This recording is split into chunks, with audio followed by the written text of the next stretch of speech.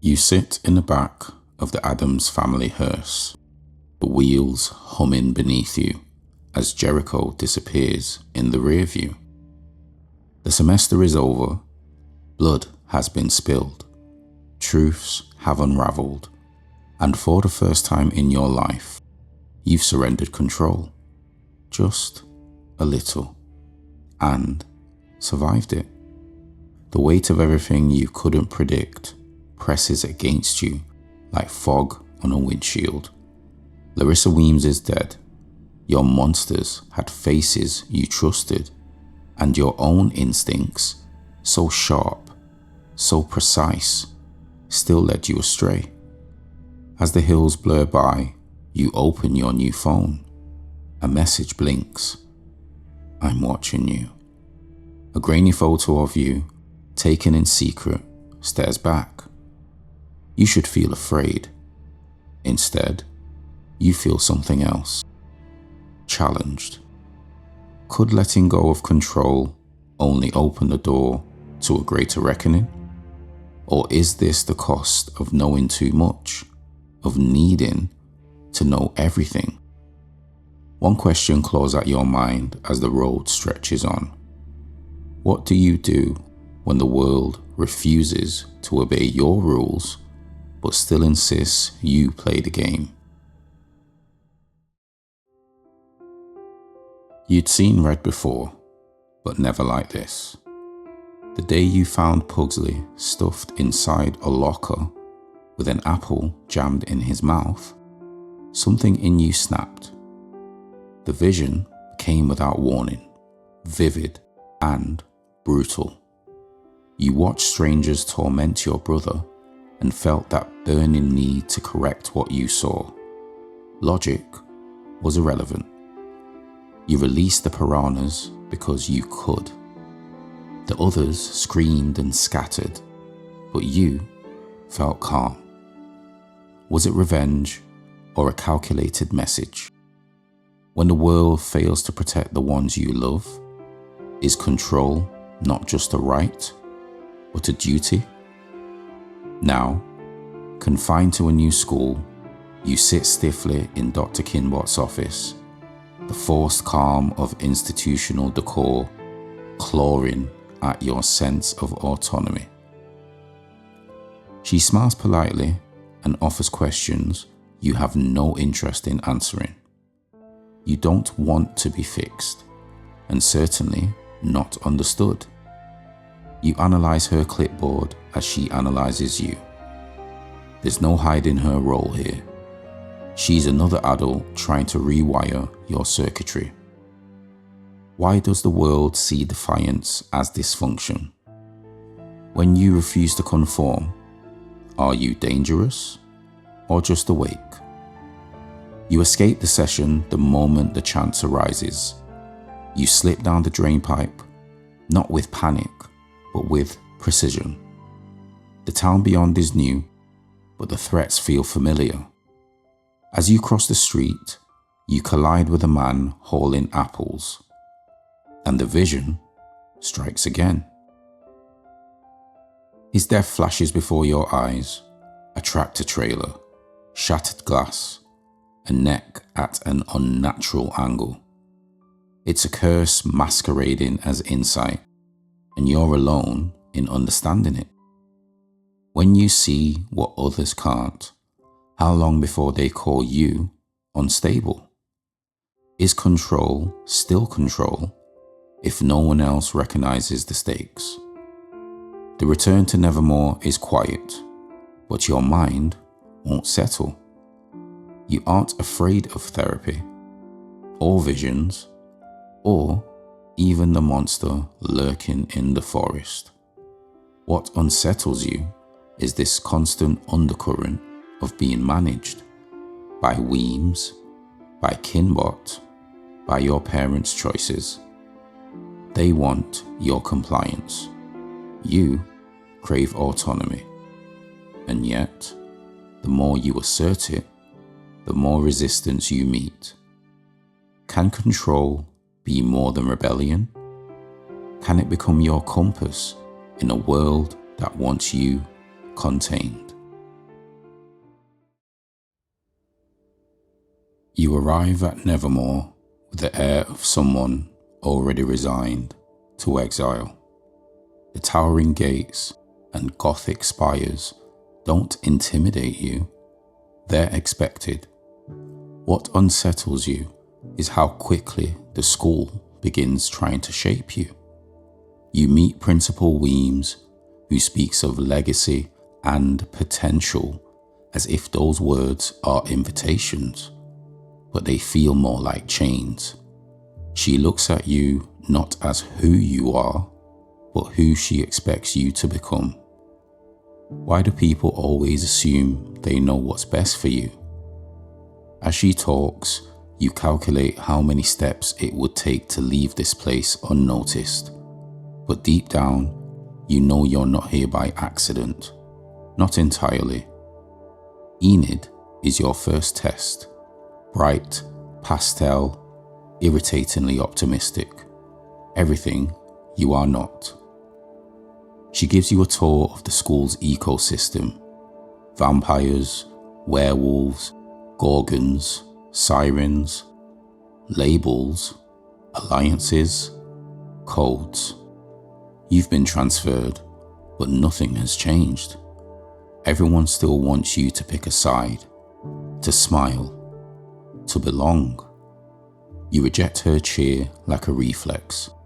When she calls you weird, it almost feels like a compliment, until you realize she doesn't mean it the same way you do. Why is your version of weird always seen as a threat, while theirs is allowed to flourish? The confrontation with Bianca only confirms what you already knew. This isn't just a school, it's a social battlefield dressed in old stone. Bianca sizes you up like prey or competition, and her dominance over others isn't hidden, it's expected. You accept the challenge defense, but it's not about winning, it's about proving that you can't be bent. Is control the absence of fear, or the refusal to let others see it? You wonder how often strength is mistaken for coldness, and whether it matters. Bianca presents challenge wrapped in prestige. She commands the room like a monarch, testing you with eyes as sharp as knives. You match her posture, not because you seek dominance, but because yielding isn't in your vocabulary. The encounter nearly resulted in your death if it wasn't for Xavier's quick actions. You recall Enid's explanation of the main cliques again. Fangs, furs, stoners, and scales. You've never fit systems like this, social pecking orders, games of charm. Instead, you place your trust in intellect, logic, distance. These are things you can control. Later, Morticia hands you the obsidian necklace, and her words hang in the air, heavier than the crystal itself. She speaks of visions, gifts, legacies, inherited paths. But even her affection feels like obligation. You sense there are things she isn't telling you. Is that why she's always pushing you toward prophecy? Towards something bigger than yourself? You examine the necklace and feel both resentment and longing. What if accepting this gift means giving up the parts of you not shaped by your family's expectations? And what happens if the world only wants the version of you that fits neatly into prophecy, not the one you've carefully built in silence? You make your move under the chaos of the Harvest Festival, one hand on the plan, the other on your escape route. Tyler is your exit. Thing is your messenger. And not even Weems's ever-watchful glare can pin you down. But the world doesn't wait politely for your schemes to unfold. The Pilgrim World thugs reappear, baseball bats in hand, proving yet again that the danger wears familiar faces. You run, not out of fear, but to preserve momentum. And then, fate intervenes. A shoulder bump, a jolt, and another vision. Rowan's death, as vivid as blood on snow. How many times can death circle you before it claims its due? You chase him, trying to intercept the future. But when you catch him, it's not for warning, it's for war. His powers lash out like conviction incarnate, and you're pinned against the bark of a tree that doesn't care who's right. He says he tried to kill you with a gargoyle. He says he's saving Nevermore.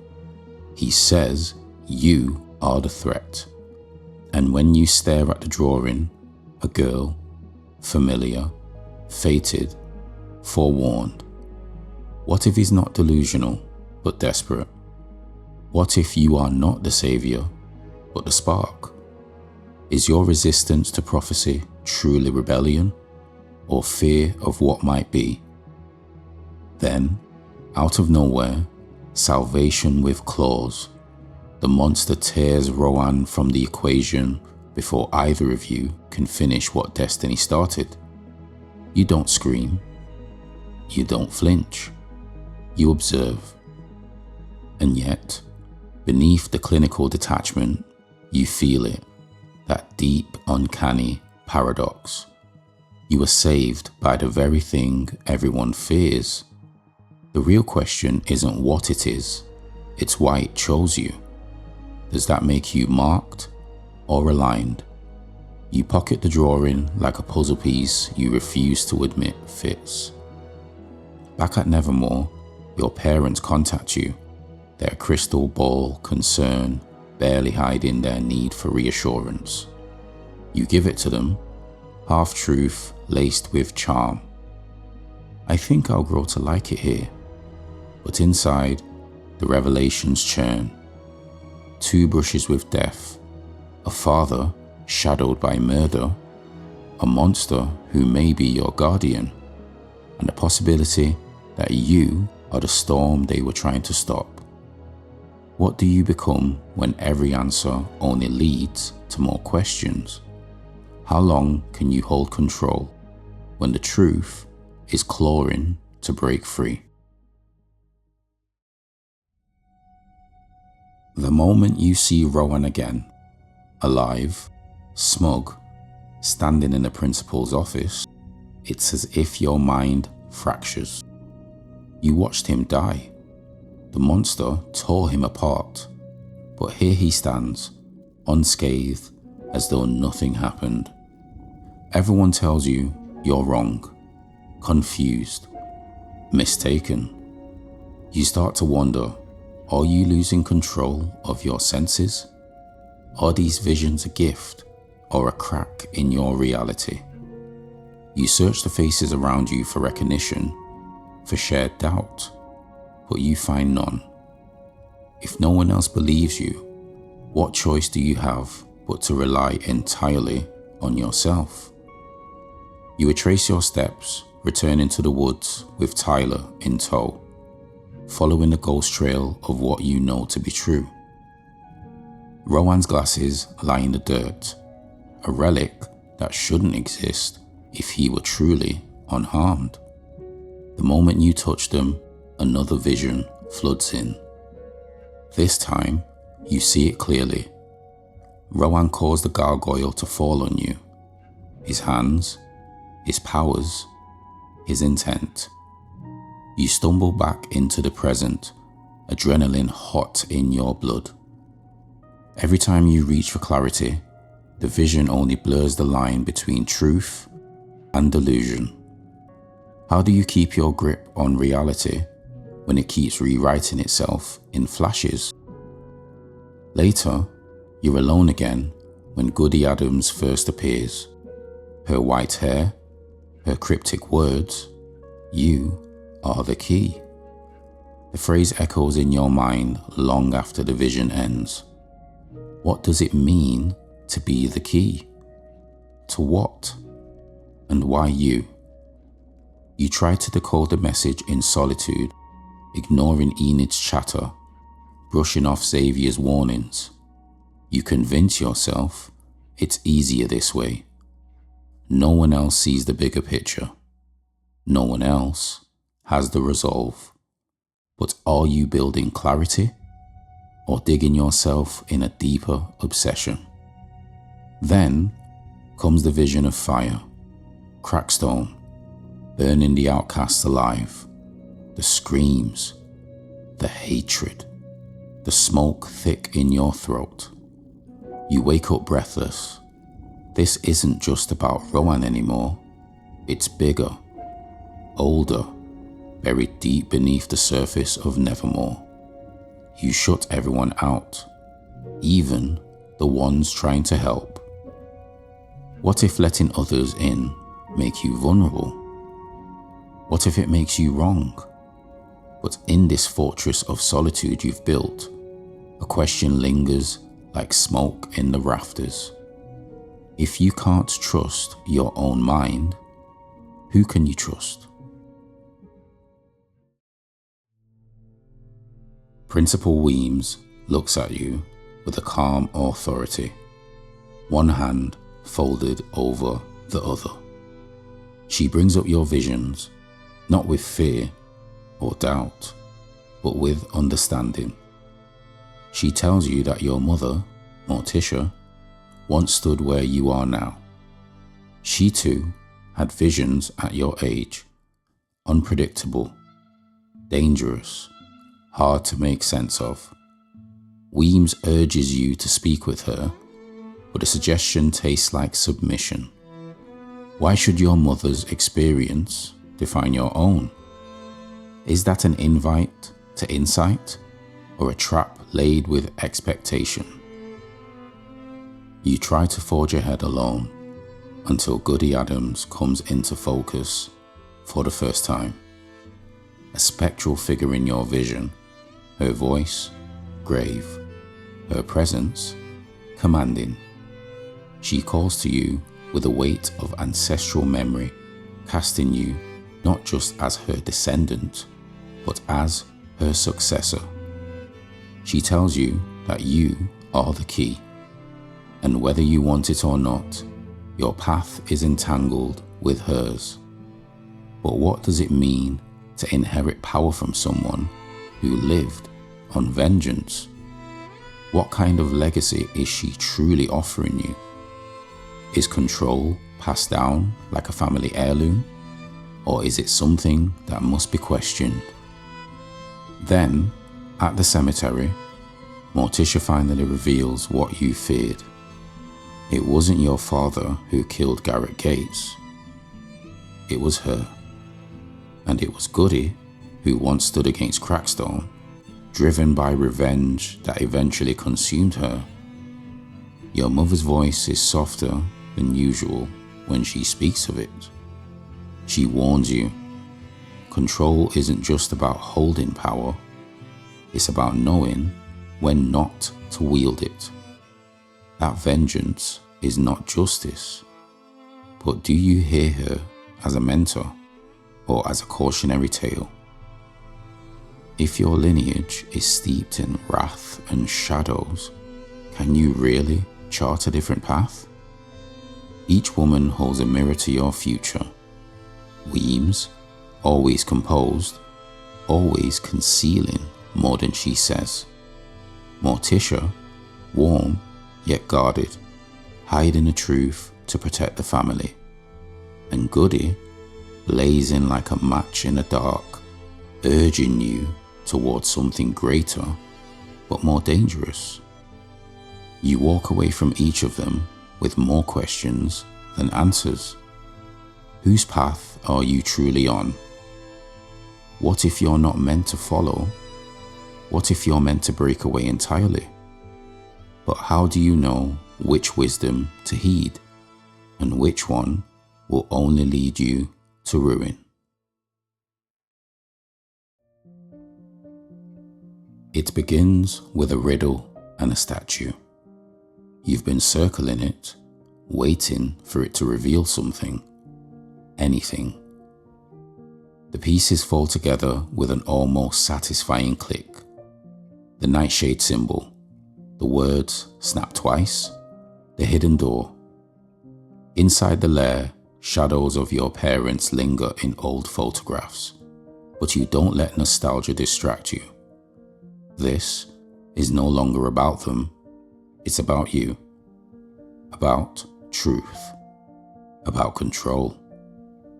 You find the society's book and begin to devour its contents.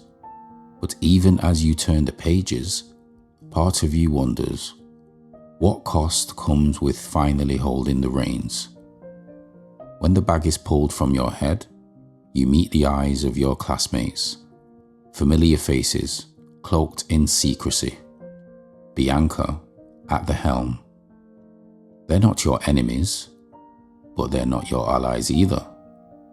They extend an invitation you immediately reject. You don't want to belong. Belonging requires trust. Instead, you retreat further into your solitude, convinced that only distance will keep your judgment clear. But is that control or fear in disguise? How much trust are you willing to give before it feels like surrender? The search leads you deeper into the woods, shoulder to shoulder with Eugene. Together, you uncover what the adults won't even admit exists. The bones, the chains, the claw, the hide's lair.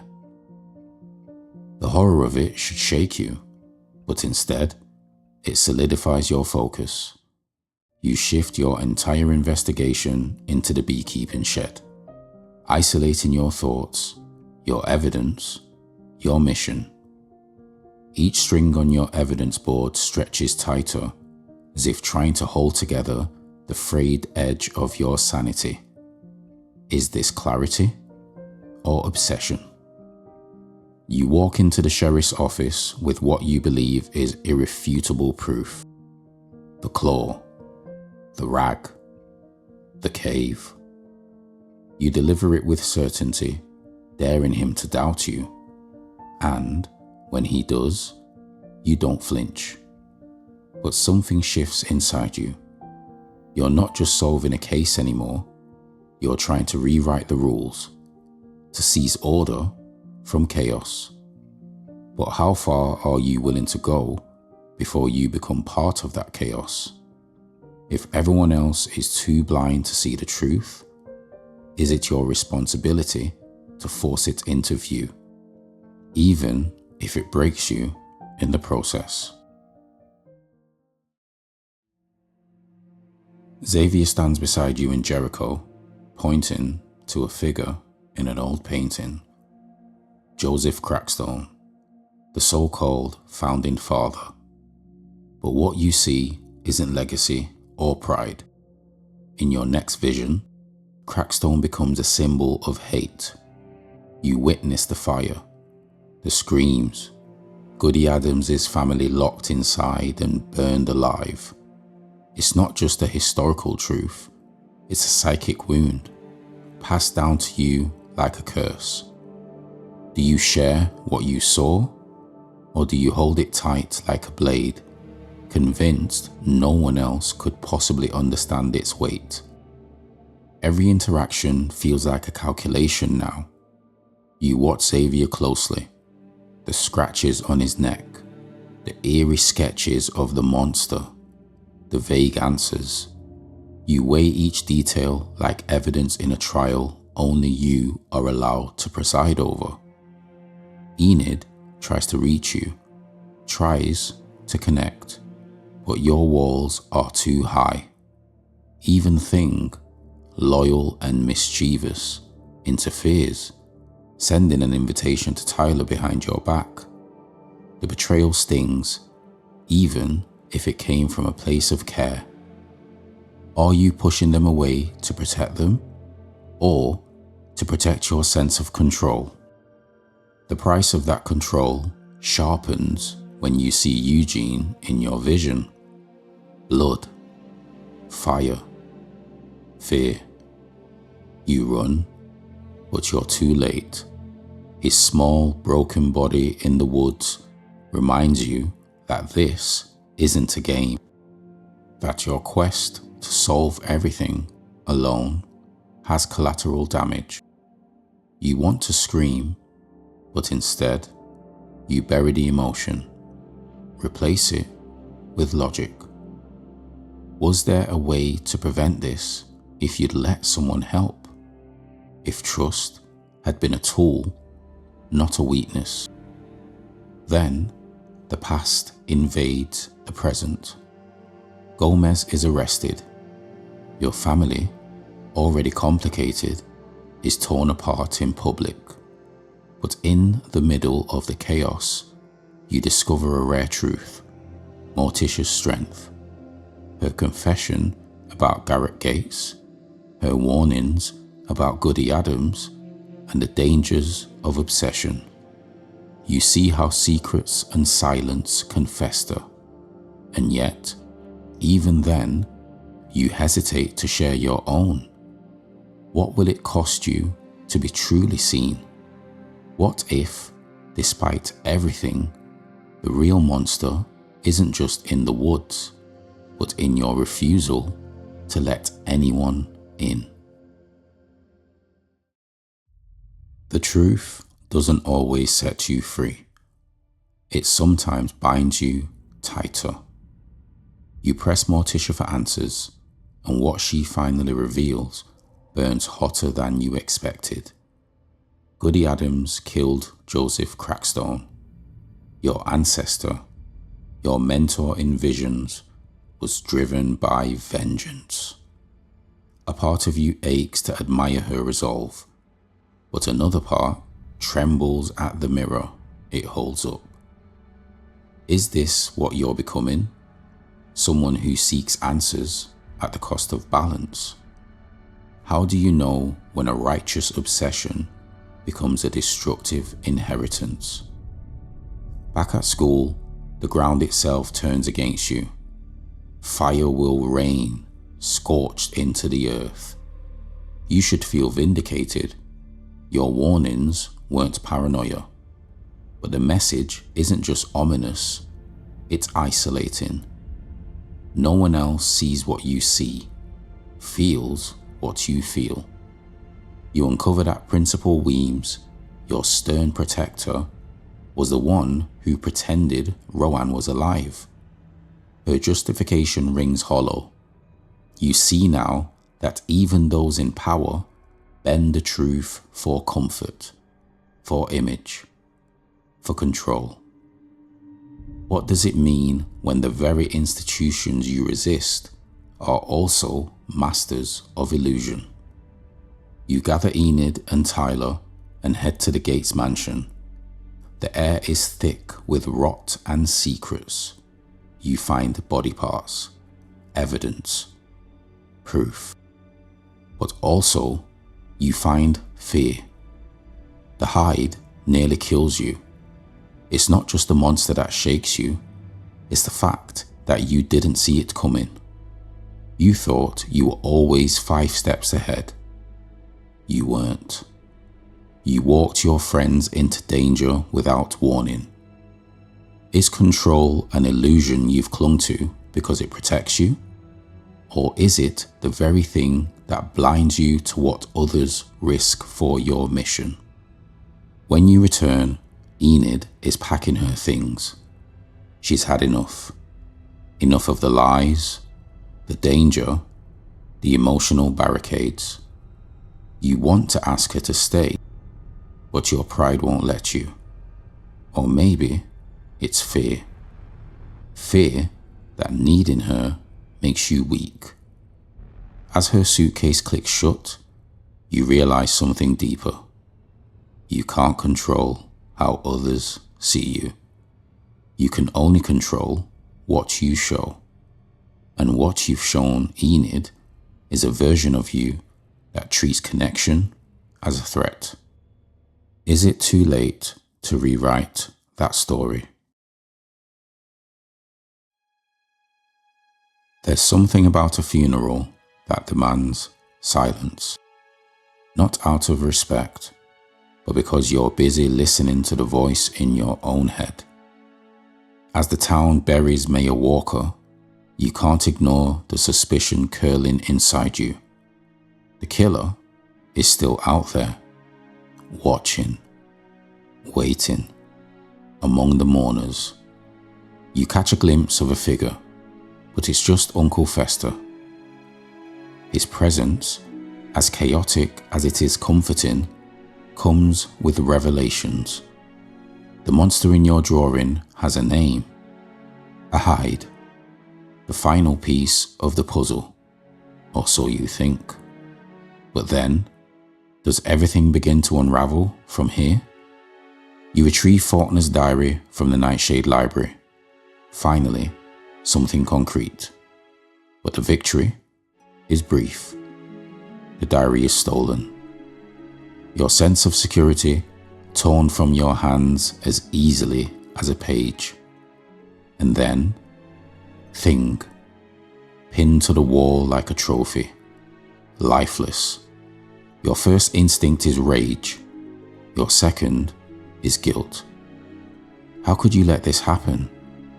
He's not just a sidekick. He's the only one who's never questioned your need for control. As Fester revives him with electricity, a darker question hums in the silence. How far are you willing to go to prove you're right? In the aftermath, you push forward. You follow the evidence. You make your accusations. You think you're ahead of it all. Until that kiss. Tyler's hand in yours, the one person you thought you could allow behind the mask. But the moment your lips meet, it shatters. A vision floods your mind. Tyler is the hide. Every instinct, every carefully placed theory collapses. How could you not have seen it? The signs were there. Or were they? Is your judgment so clouded by your need to be in control that you become blind to the truth? As you retreat to your room, your walls don't feel protective anymore. They feel like a cell. Every connection you allowed in, Fester, Thing, Tyler, has either been wounded, lost, or betrayed. Is this the price of needing to control everything? If you can't trust your instincts or the people closest to you, then what's left to trust? How do you move forward when the one constant in your life, your mind, has turned against you? You sit with Bianca and Lucas in the aftermath of chaos. But instead of confrontation, there's collaboration. They share what the mayor was investigating before his death. Laurel Gates. It isn't a wild guess or hearsay. It's a trail of inheritance, identity, and revenge. Teresa L. Glau. You nearly laugh when you realize the truth. An anagram, a false name. Laurel has been hiding in plain sight, amassing power through careful deception. Isn't that what you've been doing all along too?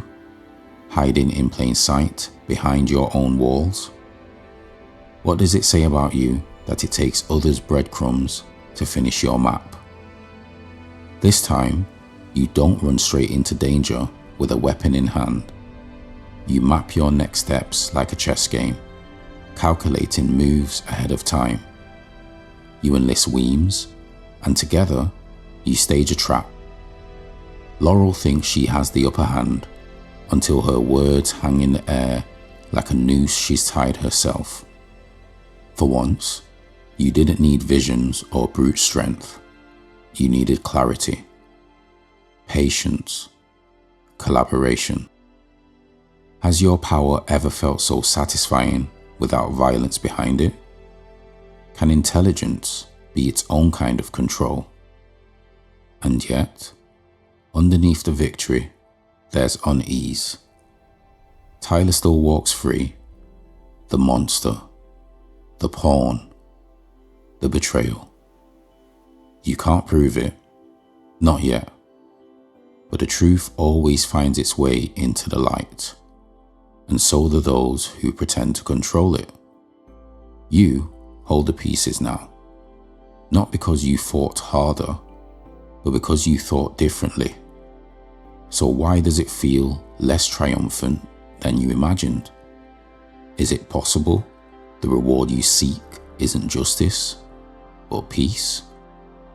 You think about Laurel's motives, about Garrett's legacy, about what vengeance really becomes when it festers. Is this the version of yourself Goody warned you about? If every victory depends on outmaneuvering others, are you still protecting Nevermore, or simply proving you can? What happens when control becomes the end, not the means? The woods are silent when you face Tyler under moonlight. You've already connected the threads. Dr. Kinbot was a pawn. The real master hid deeper. The kindness, the stares, the blood. It was him all along. Yet, even with all your logic laid out, he denies it. You want the truth to match your planning, to bend under the pressure of your certainty. But when truth resists control, what do you hold on to? Is being right enough when the person you trusted looks you in the eye and lies? Your plan spirals. Tyler is kidnapped, bound by your peers, and laid bare in Xavier's studio. But it's you they can't stomach. Your methodical cruelty, your emotional detachment. You prepare the tools of truth like instruments in a surgery, but they flee. For the first time, you're truly alone. Not admired, not feared, just wrong. When the law comes for you, it's not the evidence that dooms you, it's your arrogance. How long have you confused control with justice? At what point does the pursuit of truth become a mask for your fear of being powerless? Weems gives you one final chance to say goodbye, and you use it to visit Eugene. His eyes, once dimmed by trauma, now flicker with purpose. Red boots, that's all he says, but it's everything. The final thread. Laurel Gates, Marilyn Thornhill. You see now what you missed, not because you weren't smart enough, but because you didn't trust others to see clearly. When did you start believing only your eyes could solve the puzzle? How many allies did you push away because you feared needing them? You confront Laurel, and the price of truth is blood. Crackstone rises, ancient and merciless. You fight, but control slips through your fingers. When he plunges the blade into your body, it isn't just your life that falters, it's your certainty. You awaken in another's arms. Goodies. A life returned through a gift you didn't earn alone. What does it mean that your survival comes from someone else's strength? Could this be the lesson you resisted?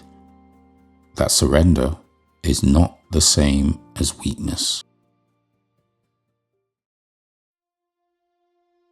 You awaken in a crypt, bound and cornered, the sting of betrayal sharper than the ropes that hold you. Marilyn, no, Laurel Gates has played her role to perfection, wearing kindness as camouflage. Larissa falls beside you, poisoned without warning, and all you can do is watch as everything you fought to unravel becomes horrifyingly real.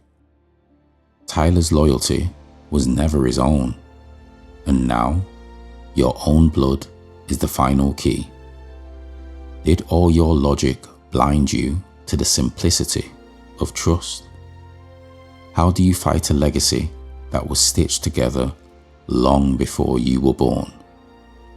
Crackstone rises in fire and hatred. His hand drives a blade into your side, and for a moment, all your battles, all your schemes, mean nothing. You've lost before the fight has begun. But death does not claim you. Goody's talisman, your mother's gift, breathes you back to the surface. This time, not through calculation or resistance, but through grace, passed down. Why does it take being brought to the edge to understand your limits? When did your desire for control become a fear of accepting help? Enid answers the call you never made. In the woods, she becomes what she feared she might never be, a werewolf. She throws herself between you and Tyler, now fully hide, without hesitation. Her transformation is not one of dominance, but of protection. You never asked her to fight for you, yet she did. What does it mean that someone who would become their fullest self to stand in your defense? Have you ever allowed anyone to do that before, without testing their worth first? Crackstone rages through the school, but you're no longer alone. Bianca's blade finds its mark, and you follow through with your final strike. Together, you end what one person never could.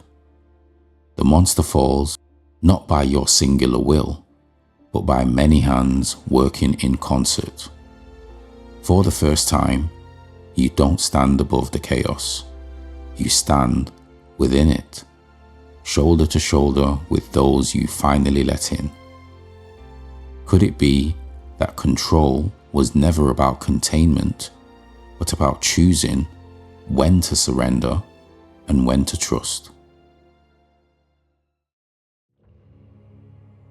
The battle has ended, but the tremors of change still hum beneath your skin. Marilyn lies unconscious, and Eugene, sweet underestimated Eugene, has summoned an entire swarm to save you. His bravery speaks volumes, louder than your own carefully constructed walls ever have. You didn't ask him to help, he simply did. And in that moment, you begin to grasp a truth you've long rejected. Control isn't power unless it's shared. When did you begin believing that trust was weakness? And why does it feel oddly comforting now? The school is closing early, yet the corridors don't feel so hostile anymore. As you step into Larissa's office with Enid, it's not a showdown, it's a farewell. Enid grieves for the woman who tried to hold the school together. You, surprisingly, do too. You call Larissa strong, a protector, someone worthy of respect. These aren't words you give easily, and yet they come freely now. Why does loss soften the very edges you once sharpened to survive? Can respect be a form of vulnerability too? Xavier waits for you, not with demands, but with a gift. Your first phone. A lifeline to connection you never asked for, but maybe, just maybe, now want. You accept it, not just the device, but the gesture behind it. Enid hugs you, and for the first time, you hug back. No smirk, no eye roll, just quiet acceptance. Her arms around you say what neither of you needs to explain. You let her in, and the world didn't collapse. Is it possible to remain yourself while letting someone else in? Can control coexist with closeness? As the hearse pulls away, your fingers trace the screen of your new phone. A message blinks to life. Photos of you, secret, uninvited, and a cryptic line. I'm watching you. A new stalker, a new threat. But you don't flinch. You smirk. This time, you're not walking into the unknown alone. You carry the wounds, yes, but also wisdom. You don't need to control everything. You only need to be ready. Is that what growth looks like? Not erasing the shadows, but learning to walk through them with eyes open?